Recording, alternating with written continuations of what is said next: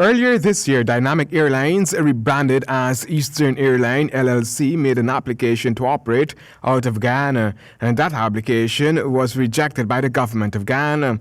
When the airline operated out of Ghana between 2014 and 2017, it was marred with problems, and for some passengers, it was a living nightmare. In late 2017, the airline left these shores. Now the airline is coming back, and apparently it took much persuasion for local authorities to accept the airline. There's been some history with respect to this particular airline, and therefore when the application came, it took some amount of due diligence to come to the point of deciding. I think there's also been some serious lobbying by other entities outside of Guyana.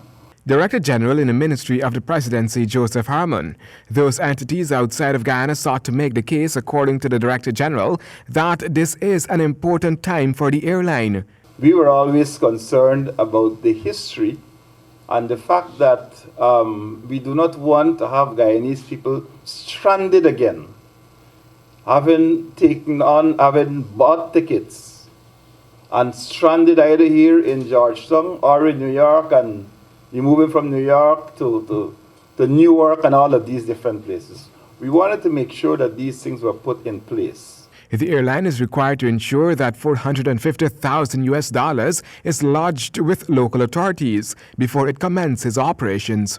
And has agreed that the airline can commence operations on or before December 8, 2019, subject to the posting of a bond of $250,000 to the government of Guyana and a separate bond of $200,000 to the Guyana Revenue Authority. Earlier this year, it was reported in sections of the press that the rebranded airline had applied for a 3-year license.